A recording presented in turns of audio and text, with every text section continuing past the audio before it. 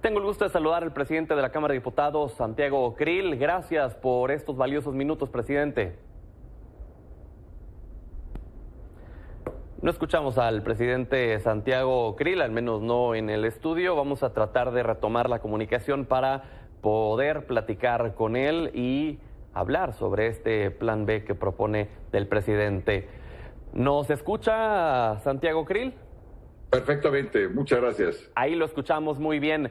¿Es viable jurídicamente un plan B del presidente para sacar la reforma electoral o es legalmente imposible? A ver, legalmente no es posible modificar la Constitución a través de legislación secundaria.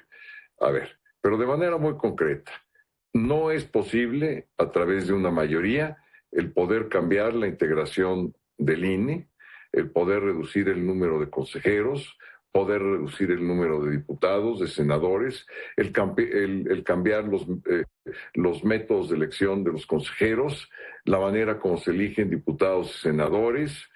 No es posible reducir las autoridades electorales locales o suprimirlas. En fin, no es posible nada de lo que ha planteado el presidente hasta el día de hoy, a menos que cambie la Constitución.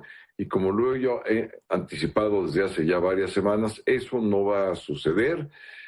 Vamos a poder tener una alianza y sostener la defensa del INE. Del INE no se toca en todos sus términos. No sé qué vaya a plantear el presidente, o a lo mejor todavía no le han informado sus consejeros jurídicos de lo que puede y de lo que no puede hacer.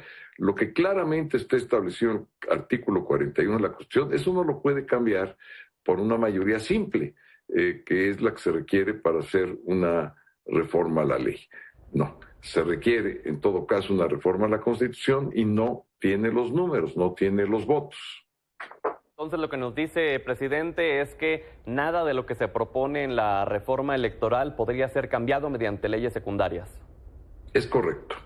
Nada absolutamente de lo que es, digamos, el corazón de la propuesta del presidente López Obrador podría darse a través de una legislación secundaria. Nada, absoluta. ¿A qué se refiere el presidente entonces con un plan B? No lo sé. Ahí sí habría que preguntarle al presidente porque pues, es muy difícil. Quiso hacerlo a través de leyes secundarias en materia de energía. Así lo dijo ahorita, así lo escuchamos, pero lo que no dijo el presidente es que sus reformas están suspendidas porque hay suspensiones generales mediante amparos, que no solamente se refieren a una suspensión respecto a un asunto, están suspendidas sus leyes. Lo mismo está suspendida la militarización del país, por ejemplo, cuando quiso asignar la Guardia Nacional a la Secretaría de la Defensa, eso está suspendido mediante un amparo y todavía no entran la fuerza de las acciones de inconstitucionalidad que están de por medio y también de las controversias constitucionales, para que la gente que nos está viendo en este momento sepa, digamos, hay tres maneras de defender a la Constitución. Uno es lo que puede hacer cualquier ciudadano común, que es pedir amparo ante un juez federal. Pero existen también dos acciones más, la acción de inconstitucionalidad y las controversias constitucionales, que tienen el mismo fin, defender que la Constitución siempre prevalezca, que no exista una norma que contradiga la Constitución o un acto de una autoridad que contradiga la Constitución o que violente nuestros derechos humanos. Entonces, lo que no dice el presidente, porque pues obviamente no lo quiere decir, pero así es un hecho, su ley eléctrica está suspendida, absolutamente suspendida por los tribunales federales, y por eso luego se molesta con los jueces, con los magistrados y con la Suprema Corte de Justicia. Está suspendida la reasignación de la Guardia Nacional, que antes estaba en la Secretaría de Seguridad Pública, a la Secretaría de la Defensa. Eso también está suspendido por un amparo. Entonces pasaría exactamente lo mismo. Quiere hacer un cambio como los ha hecho en la ley eléctrica o como los que ha hecho en materia de la ley de la Guardia Nacional o de Seguridad Pública, pues va a pasar exactamente lo mismo. Va a ser absolutamente ineficaz, no le va a funcionar y se va a suspender pues casi a las 48 horas de que se promulguen esas leyes. Independientemente de, como les digo, las acciones de inconstitucionalidad y las controversias ante la Corte. No es un camino, no se vale entrar por la puerta de atrás a una reforma constitucional y engañar a través de una mayoría simple cuando la propia Constitución dice, bueno, ¿se puede cambiar la Constitución? Claro que se puede cambiar la Constitución, pero claro. ¿Qué es lo que debe de acontecer? Pues cuando menos que voten las 2/3 partes de las dos cámaras, senadores y diputados, más la mayoría de los congresos locales. Claro. Si no sucede eso, no se puede modificar la Constitución, no se puede hacer un engaño, no se puede hacer un chanchullo, no se puede entrar por la puerta de atrás, en fin. Entonces, esto, por eso a mí me sorprende mucho. Yo quisiera ver qué es lo que va a proponer el presidente cuando su reforma constitucional sea rechazada. Claro, en el PAN, presidente, usted es afiliado del PAN, estaba en la bancada del PAN. ¿Están dispuestos a escuchar, negociar y, en su caso, si se les cumplen las peticiones de modificaciones, aprobar la reforma electoral, o de antemano es un no rotundo a todo? Es que es un absurdo lo que está planteando el presidente. Si fuera algo razonable, yo creo que podríamos perfectamente sentarnos en un proceso de negociación como lo hemos hecho muchas veces. Pero cuando nos dice que quiere destruir el órgano electoral a través de elegir como si fueran candidatos de un partido político a 60 candidatos que vayan a recorrer el país para ser nuestros consejeros electorales, el árbitro electoral, y una cosa, eso lo dice porque quiere ahorrar. Una elección de esa naturaleza, porque va a ser en todo el país, una elección nacional de ese número de candidatos, debe estar costando entre 6 y 8 mil millones de pesos.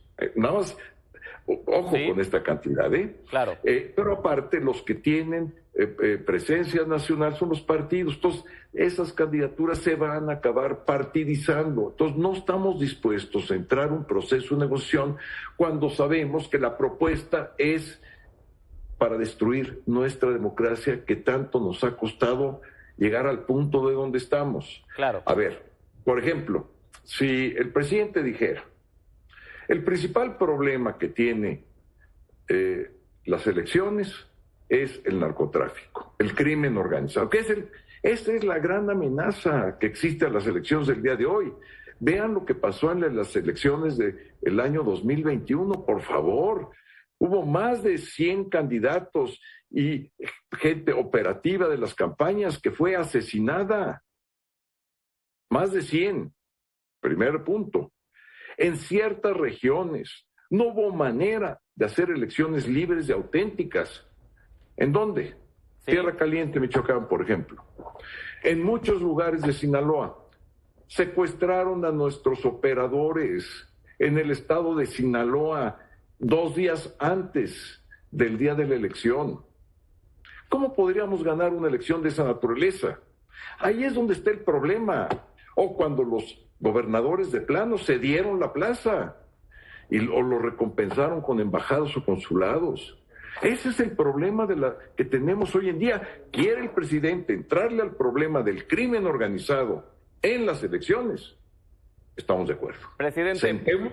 Y entonces ahí sí a blindar nuestros procesos electorales en contra del gran enemigo de la democracia, de las democracias modernas. Claro, presidente, hay parte de nuestro territorio que está controlado por el crimen organizado. Entonces, ¿cómo se van a poder llevar a cabo elecciones en esos lugares? De eso hay que discutir, de eso, y no inventando sistemas que no existen en ninguna parte del mundo y que son un verdadero absurdo a la democracia que tenemos. Presidente, se nos ha ido volando el tiempo en esta plática tan interesante. No me gustaría despedirlo sin antes preguntarle rápidamente si esto que le adelantó a Milenio Luis Cházaro de mañana, un anuncio del relanzamiento de la Alianza Va por México en materia legislativa y electoral, es cierto. Hablamos hace algunos minutos con Marco Cortés, mencionó que lo de mañana sería un compromiso solamente y que habría que esperar hasta después de la votación de la reforma electoral para entonces escuchar algo sobre un relanzamiento. Mire, yo soy muy respetuoso de los coordinadores parlamentarios de la Cámara de Diputados. Mis funciones como presidente son otras. Sí hay, digamos, ya unos acercamientos pues muy definitorios, muy obvios y evidentes desde la marcha del domingo pasado. Marcharon los 3 partidos integrantes de la Alianza Va por México en una causa, y la causa fue la defensa del INE. O sea que nadie se sorprenda si mañana se da una buena noticia. Yo no la voy a anticipar, a mí no me corresponde, eso se lo dejo a los coordinadores, pero yo estoy seguro que observando simplemente lo que pasó el domingo aquí en la Ciudad de México y en 30 ciudades de toda la República, en 30 centros urbanos importantes, ¿sí? Yo estoy seguro que lo que mañana va a suceder va a ser una muy buena noticia para la democracia en México, para quienes creemos en el México de libertades, para quienes creemos en la competencia política y para quienes creemos en un árbitro electoral que diga quién ganó y quién perdió y que sepa contar bien los votos. Pues le agradezco, presidente, por estos valiosos minutos. Esperamos seguir en comunicación con usted. Al contrario, el agradecido soy yo. Muchas gracias. Gracias.